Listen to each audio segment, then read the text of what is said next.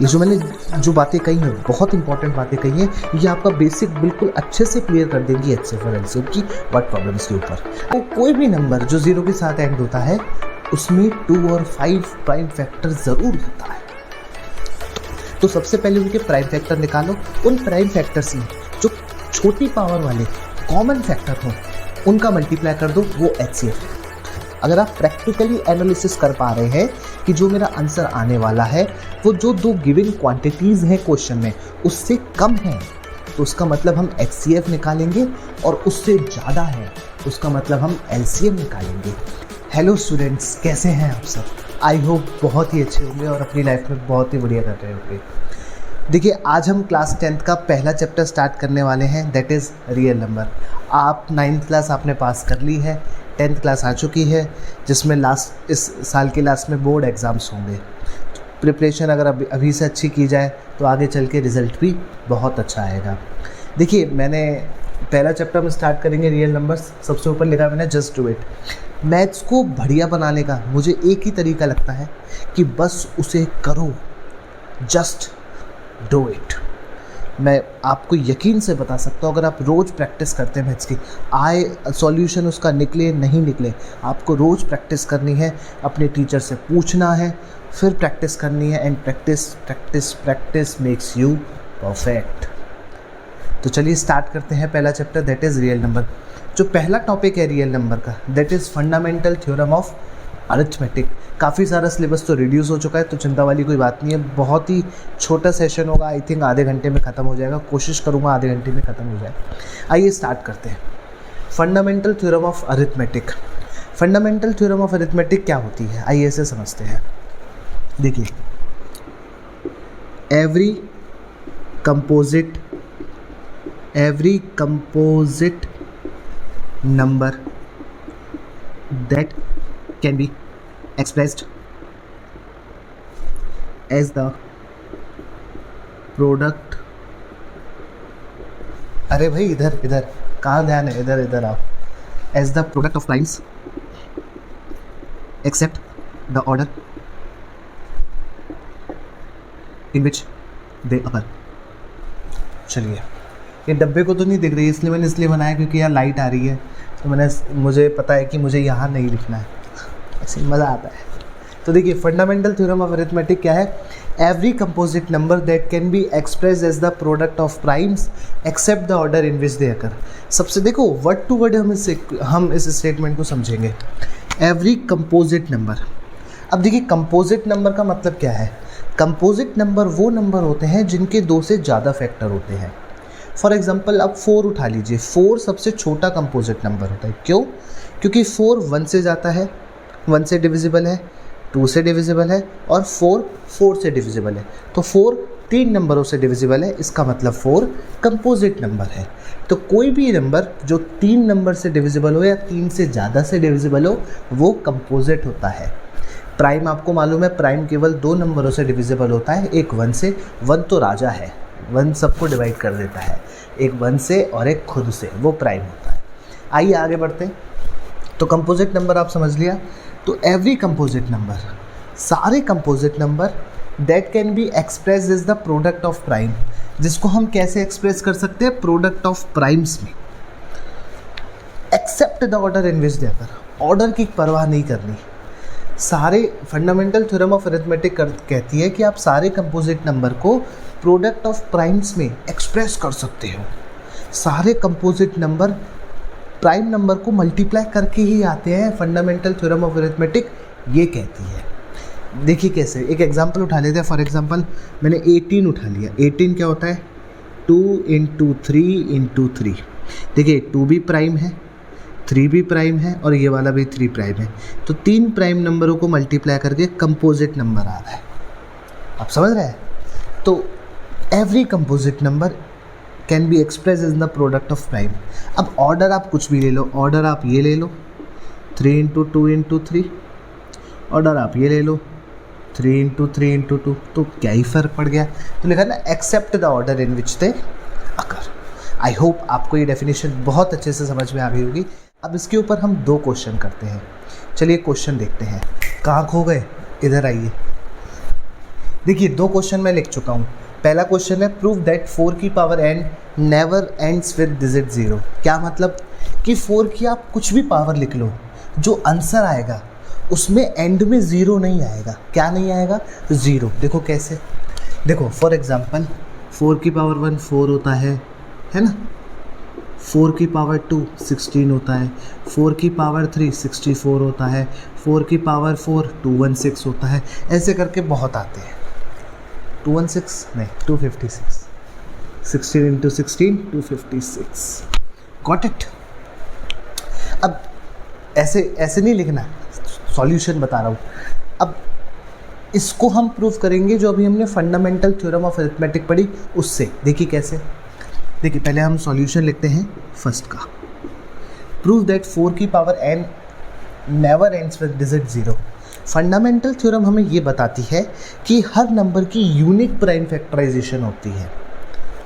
देखिए मैं लिखूंगा सिंस SINCE वाला सिंस 4 की पावर n को हम लिख सकते हैं 2 की पावर 2 और उसकी पावर n। जब पावर के ऊपर पावर होती है तो मल्टीप्लाई हो जाती है, तो 2 की पावर 2n आ गई।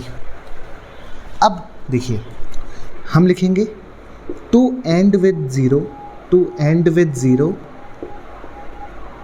To end with 0 a number.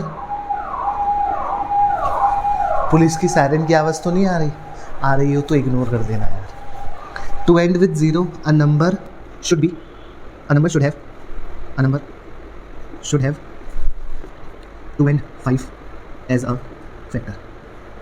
देखिए कोई भी नंबर जो 0 के साथ एंड होता है उसका 2 और 5 फैक्टर ज़रूर होता है। शायरी बन गई। कोई भी नंबर जो 0 के साथ एंड होता है वो उसका फैक्टर 2 और 5 ज़रूर होता है। वाह वाह। तो देखिए कैसे, देखिए जैसे 10 है 0 के साथ एंड हो रहा है 2 इंटू 5 होता है। 100 है 0 के साथ एंड हो रहा है 2 इंटू 2 इंटू 5 इंटू 5 होता है। तो कोई भी नंबर जो 0 के साथ एंड हो रहा है, देखो 20 देखो, 30 देख लो, 2 इंटू 5 इंटू 3 होता है। तो कोई भी नंबर जो 0 के साथ एंड होता है उसमें 2 और 5 प्राइम फैक्टर ज़रूर होता है। तो इसमें तो 2 है, 5 तो है नहीं, तो क्या 0 के साथ एंड होगा? नहीं होगा। तो हम क्या लिखेंगे? To end with 0 a number should have 2 and 5 as a factor, but 4 की power n has 2 as a only factor, and we also know, and we know that from fundamental theorem of arithmetic that every composite number has unique prime factorization. Unique लिखना बेहतर रहेगा। Unique prime factorisation, PF का मतलब है prime factorisation. Hence 10, अब हम लिख सकते हैं 10 या हेंस लिख देते हैं। हेंस 4 की power n never ends with digit 0। Got it. तो ये आप सॉल्यूशन अपनी एग्ज़ाम कॉपी में, टेस्ट वगैरह में ये सॉल्यूशन लिखेंगे तो आपको फुल मार्क्स मिलेंगे।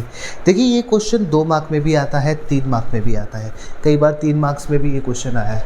तो जब 3 मार्क्स में आए तो मेरे हिसाब से आप इतना लिखाना बेहतर रहेगा, और अगर 2 मार्क में आए तो एक आध लाइन इसमें से हटा सकते हैं। जैसे ये लिखा है मैंने, एंड बी नो दैट, ये आप हटा सकते हैं, डायरेक्टली ये लिख सकते हैं। Got it. तो ये आई होप आपको अच्छे से समझ में आ गया हो। बहुत ही इंपॉर्टेंट क्वेश्चन है बोर्ड के पॉइंट ऑफ व्यू से देखा जाए तो। बोर्ड ऐसे क्वेश्चन बहुत कई बार दे चुका है। आप प्रीवियस ईयर उठाएंगे आपको ये क्वेश्चन काफ़ी बार मिलेगा।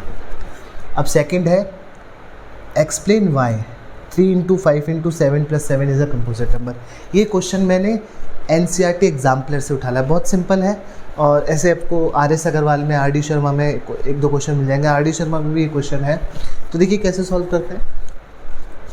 देखिए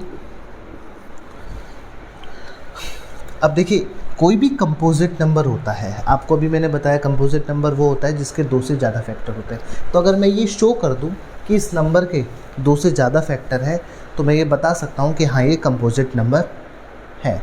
चलो आओ कैसे, देखो 3 इंटू 5 इंटू 7 प्लस 7। आपको सॉल्व कैसे करना है वो देखिए। देखिए 7 2 बार आ रहा है, 7 कॉमन ले लीजिए, क्या बचा 3 × 5 + 1, 7 कॉमन आ गया, यहाँ 1 बचा। 7 × 15 + 1, तो 7 × 16। अब 7 × 16 क्या रिप्रेजेंट करते हैं? 7 × 16 ये रिप्रेजेंट करते हैं कि ये जो भी नंबर आएगा इसको मल्टीप्लाई करके भी लिख लीजिए। 16 7 क्या होता है 102 होता है आई थिंक, 16 6 96, नहीं 112 होता है। ओके, तो 112 एक ऐसा नंबर है जो कंपोजिट है और जिसके 2 से ज़्यादा फैक्टर होते हैं। देखिए 1 एक ऐसा नंबर है जो हर नंबर का फैक्टर होता है, चाहे वो प्राइम हो या कंपोजिट हो या वो खुद हो, तो 1 सबको डिविजिबल कर देता है। 1 के अलावा 2 फैक्टर अगर आपको मिलते हैं तो हमेशा वो कंपोजिट नंबर होते हैं। तो 1 के अलावा 2 फैक्टर आपको दिख रहे हैं तो हम ये कह सकते हैं कि ये कंपोजिट नंबर हैं। तो आप लिख सकते हो, आप लिख सकते, यहाँ पे लिख लेता हूँ मैं clearly 112 has more than 2 factors, so we can say that 3 × 5 × 7 + 7 is a composite number. I hope आपको ये क्वेश्चन अच्छे से समझ में आया हो। दोनों ही क्वेश्चन बहुत इंपॉर्टेंट है और कई बार एग्जाम्स में आ चुके हैं। चलिए बढ़ HCF एंड LCM। देखिए HCF और LCM को सीखने का सबसे बढ़िया तरीका, सबसे आसान तरीका मैं आपको बता रहा हूँ। अगर मेरी ये बात आप याद रख लेंगे, आप HCF और LCM में गलती कर ही नहीं सकते। सही बात, सही बोल रहा हूँ, नहीं गलती नहीं करोगे, बिल्कुल नहीं करोगे। आओ देखो HCF और LCM को समझने के लिए इन दोनों की डेफिनेशन को समझना बहुत ज़रूरी है। HCF से स्टार्ट करते हैं। HCF का मतलब होता है highest common factor. Highest common factor बोल दो और इसे GCD भी बोला जाता है, ग्रेटेस्ट कॉमन डिवीज़न। देखिए मीनिंग समझते हैं पहले इसको, फिर मैं ये 2 डेफिनेशंस आपको समझाऊंगा। हाईएस्ट कॉमन फैक्टर देखो समझो मतलब क्या है। जैसे मैं 18 और 24 ले लूँ, समझिएगा बात को। 18 और 24 2 से डिविजिबल है, 18 और 24 3 से डिविजिबल है, 18 और 24 6 से डिविजिबल है। Got it? और किसी से डिविजिबल है 18, 9 के टेबल में 18 आता है, 24 नहीं आता।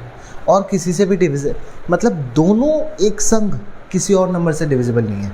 मतलब अगर मैं ये बोलूँ ये दोनों कोई एक ऐसा नंबर बताओ जिससे ये दोनों डिविजिबल हैं, तो 3 नंबर निकल कर आते हैं।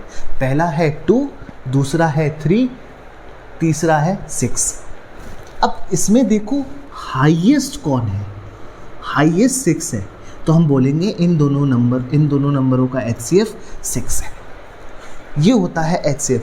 आपको मालूम ही होगी, फिर भी थोड़ा और अच्छे से मैंने एक्सप्लेन आपको कर दिया। अब LCM का क्या मतलब होता है? Lowest common multiple. ये भी देख लो, जैसे मैं फॉर एग्जांपल जैसे मैं 18 का और 16 का टेबल लिखूं, तो देखिए 18 1 18, 18 2 36, 18 3 54, 18 4 72, 18 5 90, ठीक है। 18 6 108, 18 7 कितना होता है 126, 18 9 144 और 18 10 सॉरी 18 8 144, 18 9 9 8 72, 18 162 और 180। Got it? टेबल सही लिखा है। 16 16 2 32, 16 3 48, 16 4 64, 16 5 80, 16 6 96, 16 7 112, 16 8 8 6 48, 128, 16 9 144, 16 9 60। ये भी ठीक लिखा है मैंने। अब देखिए ये आगे, ये भी टेबल आगे बढ़ता जाएगा, ये भी टेबल आगे बढ़ता जाएगा। जो सबसे ऊपर, जो सबसे पहले इन दोनों टेबल में कॉमन आ जाएगा वो LCM बोला गया है। मैथमेटिशियन लोगों ने बोला कि 2 आप टेबल को लिखो, दोनों टेबल में जो सबसे पहले आ जाए ऐसा नंबर, दोनों टेबल में जो सबसे पहले एक ऐसा नंबर आ जाए जो दोनों में कॉमन हो, दोनों में मिलता जुलता हो, सेम हो, वो उन दोनों का LCM होगा। तो मैथमेटिशियन लोग बहुत अच्छी बात कह के गए हैं। तो 144 अगर देखा जाए तो इन दोनों का क्या है, एलसीएम है। तो ये तो हो गई बेसिक बात, ये तो हो गई उसके जो नाम रखा गया है उस पर बात। अब आइए डेफिनेशन के अकॉर्डिंग समझते हैं। एचसीएफ की डेफिनेशन बोली गई है, product of common prime factor of lowest power. कोई भी दो नंबरों का जब हम एचसीएफ निकालेंगे तो सबसे पहले उनके प्राइम फैक्टर निकालो, उन प्राइम फैक्टर्स में जो छोटी पावर वाले कॉमन फैक्टर हों उनका मल्टीप्लाई कर दो, वो एचसीएफ है। वापस रिवर्स करके दोबारा सुनो, समझ में आ जाएगी। एलसीएम क्या है, product of prime factor of greatest power. जो प्राइम फैक्टर निकालोगे उनमें ग्रेटेस्ट पावर का मल्टीप्लाई कर दो, जो नंबर की ग्रेटेस्ट पावर है उन नंबरों का आपस में मल्टीप्लाई कर दो, जो आंसर आएगा वो एलसीएम आएगा। इसको मैं एग्जाम्पल से समझाता हूँ कि अगर दोबारा समझ लिए तो वापस रिवर्स करके फिर सुन लो।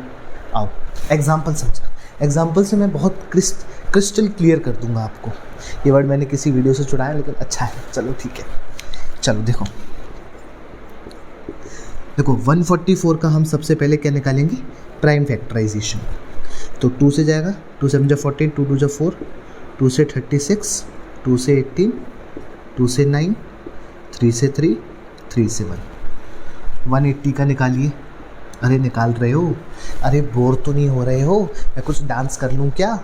पढ़ लेते हैं यार, डांस तो बाद में करेंगे। आओ 2 से गया 90 बार, 2 से गया 45 बार, 3 से गया 15 बार, 3 से गया 5 बार, 5 से गया 1 बार। कहीं एलसीएम गलत हो जाए तो सॉरी, ये प्राइम फैक्टराइजेशन गलत हो जाए तो यार नाराज़ मत होना। कभी कभार मैं नर्वसनेस में मैथ्स गलत कर देता हूँ, पर नहीं करता हूँ, चिंता मत करो। अब आपने इन दोनों की क्या निकाली, प्राइम फैक्टराइजेशन निकाली, बहुत बढ़िया। अब इनको थोड़ा इस तरीके से रिप्रेजेंट करते हैं। 144 में 2 कितनी बार आया, 4 बार, तो 2 की पावर 4 इंटू 3 कितनी बार आया, 2 बार, 3 की पावर 2। 180 में 2 कितनी बार आया है, 2 बार, बिल्कुल सही। और 3 कितनी बार आया है, ओहो 2 बार। और 5 कितनी बार आया, आहा 1 बार। मज़ा आ गया, मज़ा आ गया भाई, मज़ा आ गया। अब हम निकालेंगे इन दोनों नंबरों का एलसीएम एंड एचसीएफ इन दो डेफिनेशंस को यूज़ करके। आओ देखो कैसे। पहले एचसीएफ की बात आते हैं। एचसीएफ में देखो मैं वर्ड टू वर्ड बताऊंगा। प्रोडक्ट मतलब प्रोडक्ट करेंगे, कॉमन प्राइम फैक्टर। दोनों में कॉमन क्या है, दोनों में कॉमन 2 है और 3 है, 5 कॉमन। ये सब भाड़ में, बोलो भाड़ में जा, क्या बोलोगे, भाड़ में जा।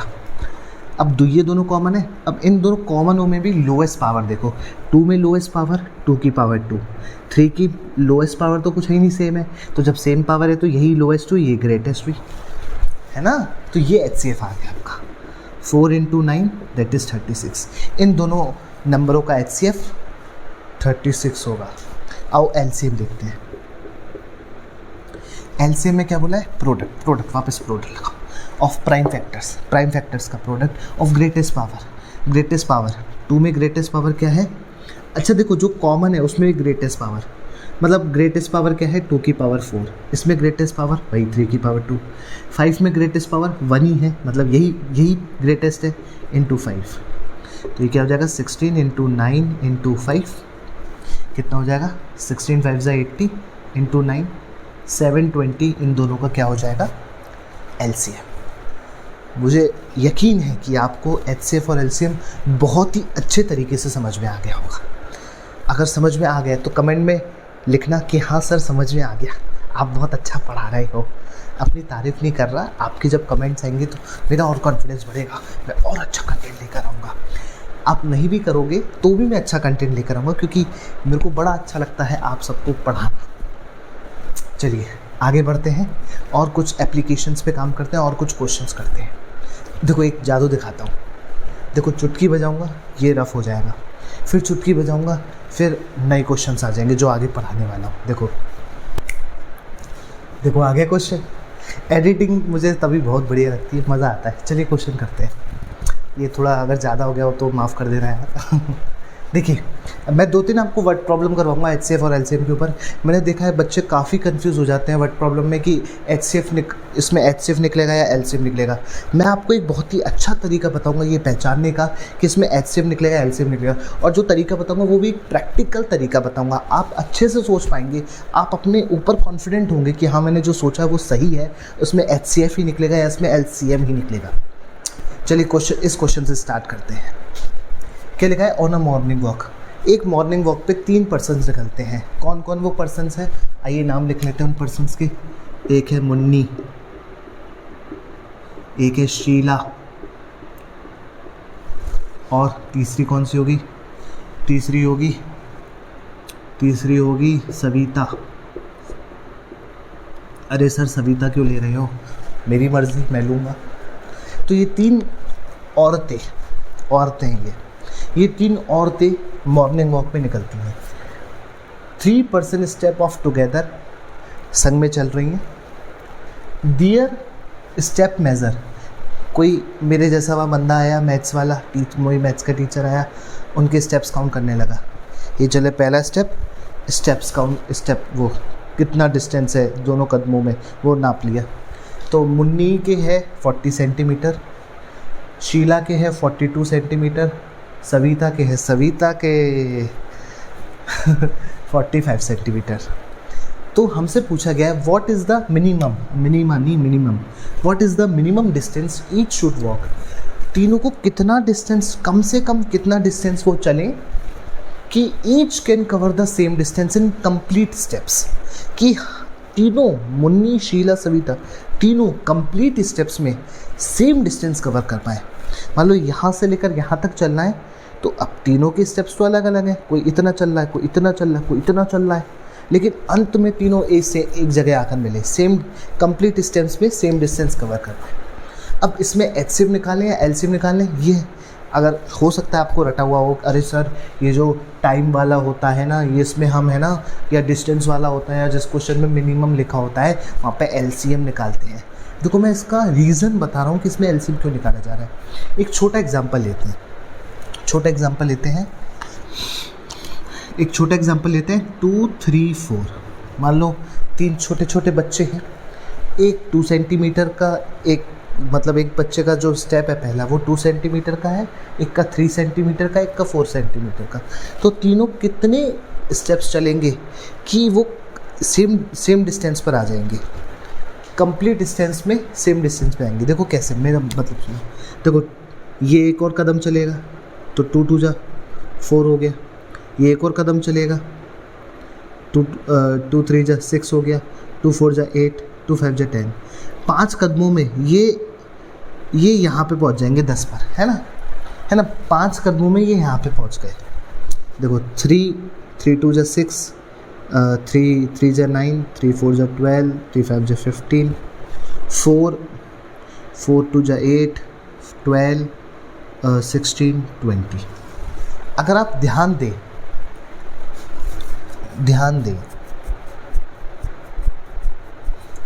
यहाँ पे एक और बढ़ा लेते हैं 12।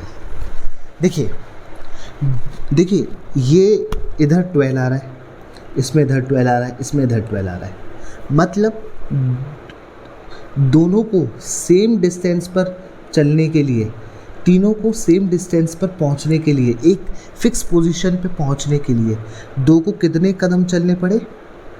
1 2 3 4 5 5 कदम दो चलेगा, 3 केवल 4 कदम में पहुंच जाएगा, या 3 कदम बोल दो, है ना। ये पहला दूसरा तीसरा, हाँ 3 जो है वो 3 कदम में पहुंच गया, और 4 जो है वो 2 कदम में पहुंच गया।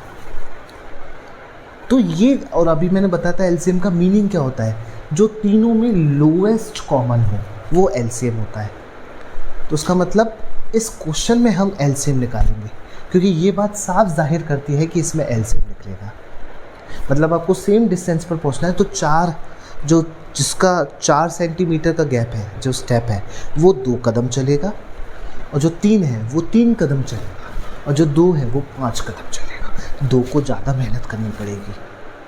आइए अब इसको करते हैं, तो हम इसमें निकाल देंगे, निकालना क्या है, मिनिमम डिस्टेंस। तो हम लिखेंगे मिनिमम डिस्टेंस मिनिमम डिस्टेंस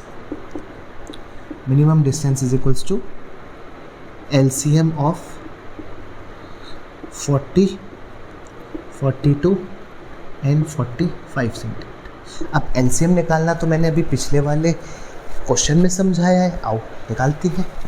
तो 40 के हम प्राइम फैक्टराइजेशन करेंगे, तो 2 से 20 बार, 2 से 10 बार, 2 से 5 बार, 5 से 3 बार। अब 42 का निकालें, 2 से 21 बार, 3 से 7 बार, 7 से 1 बार। अरे वाह भाई वाह, वाह भाई वाह। 3 से 15 बार, 3 से 5 बार, 5 से 1 बार। अब देखिए इसे हम ऐसे लिख लेते हैं, 40 इज इक्वल्स टू 2 की पावर 3 इंटू 5, 2 की हाईएस्ट पावर वो 2 3 बार है ना, इंटू 5, और 42 को लिख सकते हैं 2 इंटू 3 इंटू 7, ठीक है, क्योंकि इसमें सारी अलग है। और 45 को हम लिख सकते हैं 3 की पावर 2 इंटू 5। तो उसमें जो LCM होगा वो क्या हो जाएगा, मैंने बताया था प्रोडक्ट ऑफ ग्रेटेस्ट पावर।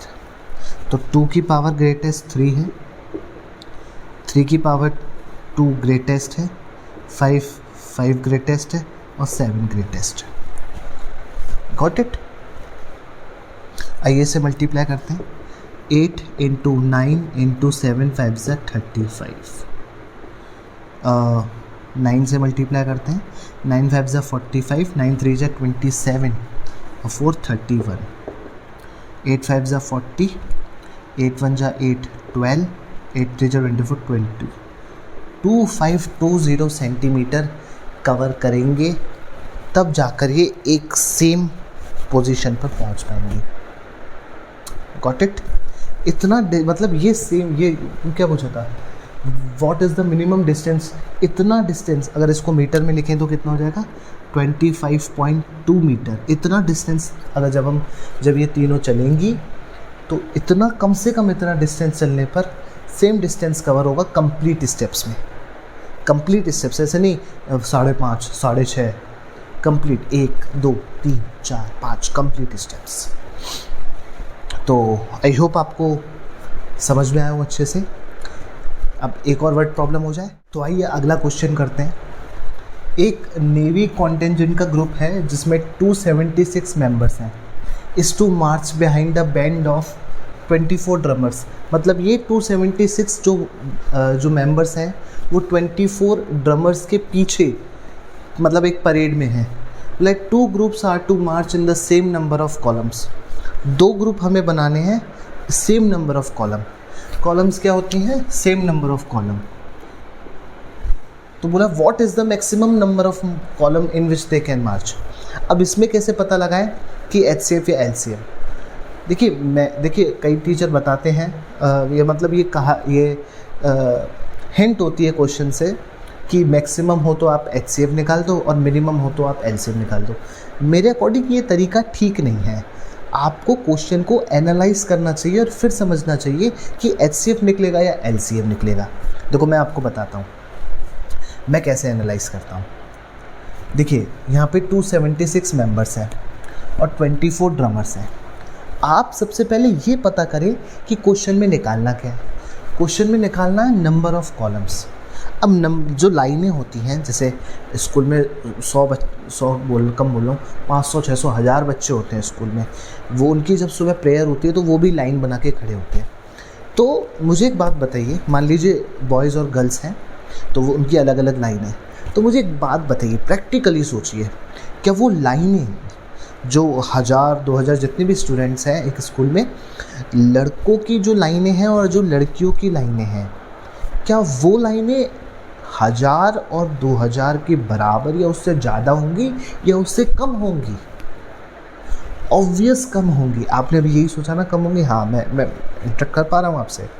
वो ऑब्वियस कम होंगी भाई, 10 होंगी, 12 होंगी, 20 होंगी, 30 होंगी, अरे 50 होंगी, 100 होंगी। 1000 बच्चे हैं तो 1000 लाइनें थोड़ी ना होंगी। हर रो में एक बच्चा थोड़ी ना होगा, हर कॉलम में एक बच्चा थोड़ी ना होगा। अगर 1000 लाइनें होंगी तो इसका मतलब साफ है कि जब हम HCF निकालते हैं, आपको ये देखना है कि क्वेश्चन में क्या निकालना है। जो निकालना है, अगर आप प्रैक्टिकली एनालिसिस कर पा रहे हैं कि जो मेरा आंसर आने वाला है वो जो 2 गिवन क्वांटिटीज़ हैं क्वेश्चन में उससे कम है, तो उसका मतलब हम HCF निकालेंगे, और उससे ज़्यादा है तो उसका मतलब हम LCM निकालेंगे। पिछले वाले क्वेश्चन में जो डिस्टेंस निकालना था वो ऑब्वियस सी बात थी कि वो जो टोटल सेम डिस्टेंस कवर करेंगी उन तीनों के स्टेप से, तो वो डिस्टेंस ज़्यादा ही होगा। भाई 40 सेंटीमीटर का कोई डिस्टेंस छोड़ना हुआ ना 42 सेंटीमीटर का कोई डिस्टेंस हुआ, डिस्टेंस उन तीनों गिवन क्वांटिटीज से ज़्यादा आना था, इसलिए हमने LCM निकाला। यहाँ पे नंबर ऑफ कॉलम्स इन दोनों क्वांटिटीज से 276 और 24 से कम आएंगी, तो हम समझ गए हैं इसमें हम HCF निकालेंगे। ये जो मैंने जो बातें कही हैं, बहुत इंपॉर्टेंट बातें कही हैं, ये आपका बेसिक बिल्कुल अच्छे से क्लियर कर देंगी HCF और LCM की वर्ड प्रॉब्लम्स के ऊपर। आइए इस क्वेश्चन को सॉल्व करते हैं। तो देखिए, तो हम लिखेंगे maximum number of columns is equals to HCF of 276 and 24। आइए HCF निकालते हैं। तो बड़ा मेथड है 276, वही मेथड है, मतलब 2 से गया 2 1 जा 2, 2 3 जा 6, 2 8 जा 16, 23। बहुत सही, बहुत छोटा था 24। 2 से गया 12 बार, 2 से गया 6 बार, 2 से गया 3 बार, 3 से गया 1 बार। अब देखिए 276 को मैं लिख सकता हूँ 2 की पावर 2 इंटू 3 इंटू 23, और 24 को मैं लिख सकता हूँ 2 की पावर 3 इंटू 3। और HCF की क्या डेफिनेशन थी? HCF की आपकी डेफिनेशन थी lowest common product of lowest common prime vector. तो 2 की पावर 2 लोएस्ट कॉमन है, मतलब पावर में लोएस्ट हो, और 3 में तो 3 है, तो 4 इंटू 3 12। तो 12 कॉलम्स लगेंगे। 12 कॉलम्स में इक्वली ही सेम नंबर, वो क्या कहते हैं, 12 मतलब 2 ग्रुप बनेंगे, are to be march in the same number of column, मतलब 12 कॉलम के सेम नंबर ऑफ ग्रुप बन जाएंगे। सही बोल रहा हूँ ना मैं? ओके। तो आई होप आपको ये क्वेश्चन बहुत अच्छे से समझ में आया हो। HCF और LCM के ऊपर ऐसी काफ़ी सारी वर्ड प्रॉब्लम है, वो आप ट्राई कर सकते हैं। कोशिश करूँगा मैं उसके ऊपर एक सेपरेट वीडियो बनाऊँ, वरना ये वीडियो बहुत ही ज़्यादा लंबी खिंच जाएगी, वैसे ही 30 मिनट से ऊपर की तो हो चुकी है। तो अब हम नेक्स्ट टॉपिक समझते हैं, that is irrational number, proving of irrational number. मेरा पर्सनल फेवरेट है, इसके ऊपर मैंने पहले से भी एक वीडियो डाली हुई है, लेकिन तब जब मैंने डाली थी तब मेरे पास माइक नहीं था, तो उसमें आवाज़ वैसे ही रिकॉर्ड हुई है मोबाइल में, तो मैं इसमें दोबारा समझा देता हूँ। आप चाहो तो वो भी देख सकते हो, और ये वाली भी देखना। चलिए अब मैं रफ कर दूँ, ऐसी चुटकी बजा के मज़ा आ रहा है। अब हम सीखेंगे √5 एक इरेशनल नंबर है, कॉन्ट्रडिक्शन मेथड को यूज़ करके। देखिए, कॉन्ट्रडिक्शन मेथड एक चर्चा का विषय है। काफ़ी बच्चे इसमें कंफ्यूज होते हैं कि ये कॉन्ट्रडिक्शन मेथड आखिर है क्या। देखिए, कॉन्ट्रडिक्शन का मीनिंग क्या है? कॉन्ट्रडिक्शन का मतलब है कोई फैक्ट या कोई स्टेटमेंट जो किसी दूसरे के पर्सपेक्टिव से अपोजिट हो। आप कुछ और बोल रहे हो, सामने वाला कुछ और बोल रहा है, इसको बोलते हैं कॉन्ट्रडिक्शन, विरोधाभासी। आप मेरे अपोजिट बोल रहे हो, यहाँ पे कॉन्ट्रडिक्शन क्रिएट होता है। इसमें एक्चुअल में हम करते क्या है, √5 को इरेशनल प्रूव करने के लिए हम उसे रेशनल मान लेते हैं। तो है वो इरेशनल, लेकिन हम उसके अपोजिट में चल रहे हैं कि वो रेशनल है। फिर जो अपोजिट माना है उसकी हम देखते हैं कि वो उस जो हमने माना है क्या वो उसकी प्रॉपर्टीज़ को फॉलो कर रहा है। तो हम एंड में ये कंक्लूजन निकालते हैं कि ये उसकी प्रॉपर्टी को फॉलो नहीं कर रहा, तो हम वापस करेक्ट स्टेटमेंट पे आ जाते हैं कि हाँ ये इरेशनल नंबर है। तो आइए पहले इसका सॉल्यूशन देख लेते हैं, फिर इसके बारे में थोड़ी और चर्चा करेंगे कॉन्ट्रडिक्शन मेथड के बारे में। आइए देखिए √5 एक इरेशनल नंबर है, तो कॉन्ट्रडिक्शन मेथड के हिसाब से हमें क्या करना है, हमें अपोजिट में चलना है। कॉन्ट्रडिक्शन मेथड का मीनिंग ही है कि आप अपोजिट में चलो। कोई लड़का है तो आप उसको लड़का नहीं लड़की बोलो। हाँ, आइए हम बोलेंगे कि let √5 is a rational number. Rational number. अगर रूट 5 एक रेशनल नंबर है तो रूट 5 पी अपॉन क्यू की फॉर्म में लाई करता होगा, क्योंकि रेशनल नंबर की खासियत होती है कि वो पी अपॉन क्यू की फॉर्म में होता है, where Q is not equal to zero, जहाँ पे Q is not equal to zero. और भी बता दूँ चीज़ें, and P and Q are coprime, P and Q are coprime, जहाँ पर पी और क्यू को प्राइम है। ये जो स्टेटमेंट है ना, ये बहुत काम आने वाली है इस नंबर को रेशनल नंबर प्रूफ करने। तो रूट 5 को हम रेशनल नंबर माना, रेशनल नंबर है तो ये पी अपॉन क्यू की फॉर्म में लाई करेगा, और जहाँ पर q not equal to zero, p और क्यू को प्राइम होते हैं।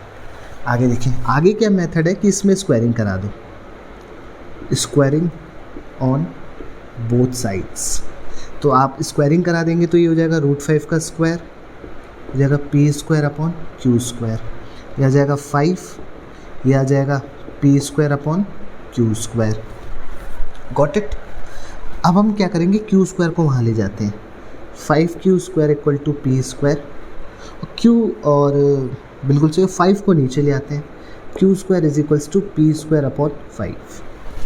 अब ये स्टेटमेंट क्या समझाती है, ये स्टेटमेंट क्या समझाती है, उससे पहले मुझे बताओ कि जो मैं लिखने वाला हूँ वो स्टेटमेंट क्या समझाती है। देखिए यहाँ पे देखिए 4 को अगर मैं 2 से डिवाइड करूँ तो आंसर 2 आता है। ये स्टेटमेंट क्या समझाती है कि 4 2 से डिविजिबल है, तभी आंसर 2 आ रहा है, वरना कुछ और फॉर्म आ रही होती है। ऐसे तो हम नहीं लिखते, रिमाइंडर आ रहा, अगर रिमाइंडर आ रहा होता तो हम ऐसे तो नहीं लिखते। अच्छा, 4 का स्क्वायर कर दो 16, 2 का स्क्वायर कर दो 4, सॉरी 2 से 16 कटा 8 टाइम्स। अगर 4 2 से डिविजिबल है तो 4 का स्क्वायर भी 2 से डिविजिबल है। तो ये स्टेटमेंट क्या समझाती है कि 16 2 से डिविजिबल है, तभी आंसर 8 आ रहा है। अब इसको देखो, q square equal to p square upon 5, मतलब पी स्क्वायर कोई नंबर है जिसको 5 से डिवाइड करने पर आंसर क्या आ रहा है, क्यू स्क्वायर, जो अगेन एक कोई नंबर है। इसका मतलब पी स्क्वायर 5 से क्या है, डिविजिबल है। तो हम लिखते हैं पी स्क्वायर इज डिविजिबल, ये सिंस लिखते हैं, since P square is divisible by 5, so P is also divisible by 5। ये आप मान लो फर्स्ट इक्वेशन। Got it. अब आइए, अब मुझे एक बात बताइए, अगर p 5 से डिविजिबल है, अगर 6 2 से डिविजिबल है, तो उसका मतलब 6 2 के टेबल में आता है। 2 के टेबल में कितनी बार आता है, 2 3 जा 6, तो हमें मालूम है p 5 से डिविजिबल है, इसका मतलब p 5 के टेबल में आता है। अब हमें क्या ये मालूम है कि p 5 के टेबल में कितनी बार आता है, नहीं मालूम। तो हम लिखेंगे कि p 5 के टेबल में, p जो है ना, p वो 5 के टेबल में c टाइम्स आता है। हमें तो मालूम ही नहीं कितनी बार आता है, और c क्या होगा, कोई कांस्टेंट होगा, where c is any constant. तो अब इसमें भी स्क्वायरिंग ऑन बोथ साइड करेंगे, स्क्वायरिंग ऑन बोथ साइड्स। तो p square is equals to 25 c square. अब देखिए पी स्क्वायर की वैल्यू आपको मालूम है, पी स्क्वायर की वैल्यू क्या है, 5q स्क्वायर। तो हम यहाँ लिखेंगे 5q square is equals to 25 c square. 5 से कट कैंसिल आउट हो गया, 5 हो गया, तो q स्क्वायर अपॉन 5 डिवाइड में आ गया is equals to c square. अब जैसे ये स्टेटमेंट बता रही थी कि पी स्क्वायर 5 से डिविजिबल है और आंसर क्यू स्क्वायर आ रहा है, उसी तरीके से ये स्टेटमेंट बता रही है कि क्यू स्क्वायर 5 से डिविजिबल है और आंसर सी स्क्वायर आ रहा है। तो हम लिखेंगे, हम क्या लिखेंगे भैया, हम ये लिखेंगे Q square is divisible by 5, so Q is also divisible by 5। अब P भी 5 से डिविजिबल है, Q भी 5 से डिविजिबल है, इसका मतलब इसको सेकंड मान लो, from first and second we conclude that P and Q have common factor other than 1। Starting में हमने क्या बोला था, पी और क्यू को प्राइम है, और मैंने वीडियो की स्टार्टिंग में ही आपको समझाया था, वो तो कंपोजिट समझाया था, सॉरी। कोप्राइम नंबर वो होते हैं जिनका कॉमन फैक्टर 1 होता है। कोप्राइम नंबर वो होते हैं जिनका कॉमन फैक्टर 1 होता है। जैसे 2 और 3, इसका कॉमन फैक्टर 1 है क्योंकि दोनों 1 के टेबल में आते हैं, 1 के अलावा दोनों किसी भी टेबल में नहीं आते, तो ये कोप्राइम है। तो कोप्राइम तो वो होते हैं जिनका कॉमन फैक्टर 1 होता है, लेकिन यहाँ पर पी और क्यू का 1 के अलावा एक और कॉमन फैक्टर आ रहा है, दैट इज़ 5। मैंने स्टार्टिंग में लिखा है कि पी और क्यू कोप्राइम है, इसका 1 के अलावा कोई कॉमन फैक्टर नहीं आना चाहिए था, लेकिन आ रहा है, 5 आ रहा है। तो ये कॉन्ट्रडिक्शन है, अपोजिट में चला गया। मैं बोलना चाह रहा था नहीं आना चाह रही, लेकिन ये आ रहा है, तो अब हो गया ना अपोजिट, इसे हम कॉन्ट्रडिक्शन बोलते हैं। तो हम अब 1-2 स्टेटमेंट्स और रहती हैं, वो लिखेंगे। We conclude that p and q have common factor other than 1, so our assumption is wrong, and this assumption, sorry, our assumption is wrong, and this assumption arises due to, देखिए यहाँ पे आप ये लिखिएगा, so we arrive at contradiction, so we arrive at contradiction, and this assumption arises due to our this contradiction arises due to our wrong assumption. Hence root 5 is an irrational number. तो आई hope आपको ये समझ में आया हो कि मैंने किस तरीके से प्रूव किया। ये क्वेश्चन बहुत ही इंपॉर्टेंट है बोर्ड के एग्ज़ाम पॉइंट ऑफ व्यू से। रूट 5, रूट 11, रूट 2, रूट 3 कोई भी नंबर आ सकता है, और ऐसे भी क्वेश्चंस होते हैं रूट 5 प्लस रूट 3, है ना, और 2 रूट 2 अपॉन रूट 3, बहुत सारे नंबर्स होते हैं, उनको भी हम इसी तरीके से, हल्का फुल्का मेथड उसका वेरी करता है, और बाकी सब इसी तरीके से हो जाता है। उम्मीद करता हूँ कि आपको ये वीडियो बहुत अच्छी लगी हो। ऐसी ही वीडियोस में लाता रहूँगा। क्लास 10 का पूरा कोर्स मैं आपको इस चैनल पे करवाऊँगा। मिलते हैं फिर नेक्स्ट वीडियो में। बाय।